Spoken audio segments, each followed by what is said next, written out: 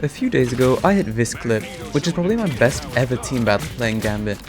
I secured 5 out of 6 kills, but also discovered some really cool tech on him. Did you catch that? Let me rewind. After Adam pulls his ulti, I try and focus him, and Magic 2. She spins him and does damage, and then my dash also takes out most of his health bar. But watch as I basically blow him up like an Islamic terrorist. But that gives me a little idea for some tomfoolery. Could I play Gambit as like a kamikaze dive? Would my team even let me do that? For the first match we were running a single tank comp with Strange, Hella, Scoregirl, Invis, Luna, and me. My plan for the first match was just to try and find a strategy that would work to get kills and also not to die myself. That ended up being doing most of the damage with my cards, and then securing the kill with a dash and then explosion.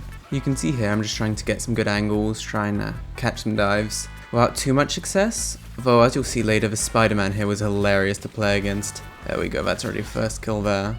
One of I think at least 7 or something. As a whole, this match was really just a chill start into the challenge.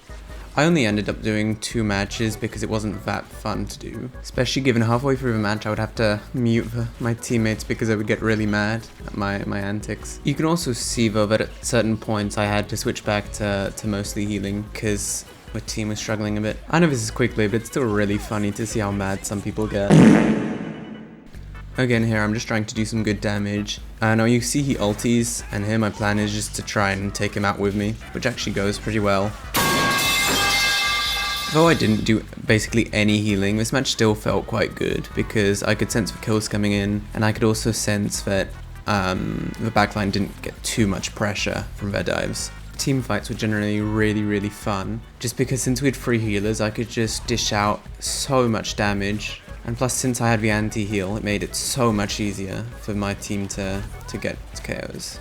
You'll see here that I definitely still wasn't very accustomed to this playstyle because I die really stupidly. It was so fun to mess with them though. I had this little hidey hole and then I would just kill them afterwards when they started running away. I could even get the Widow because she doesn't really understand the concept of looking behind her. I shouldn't celebrate too much though because this team was so bad. I mean, like you could see it in all of their players. As a whole, the first match made me feel really good about the challenge because I got like 27 kills I think, which gave me MVP. And I still struck this good balance of healing and managing the backline, but also diving and getting some of their healers. Saying the second match went differently is an understatement. I mean, already I'm struggling so much more to get kills. I nearly died to the hell of there. Managed to save most of the backline there and even got a kill off of Black Cat, but you see I die instantly after. Gambit really shines in crowds, especially with his splash damage. I think the main problem with the second match is I just never made the right calls. Like here I went after the Invis, but got shredded by the Black Cat. Even when I grouped up with other players, I still was making stupid decisions. Like here I get a kill off on their Black Cat, but I think I sacrificed mine in the hole. I have to say, I think Iron Man was my favorite enemy to play against, because at close range he's just so useless against you, and he's really easy to get a kill on. I think I developed a really good strategy against flyers, where you just damage them and then you dive at them, and they can't really do anything unless they have a shield.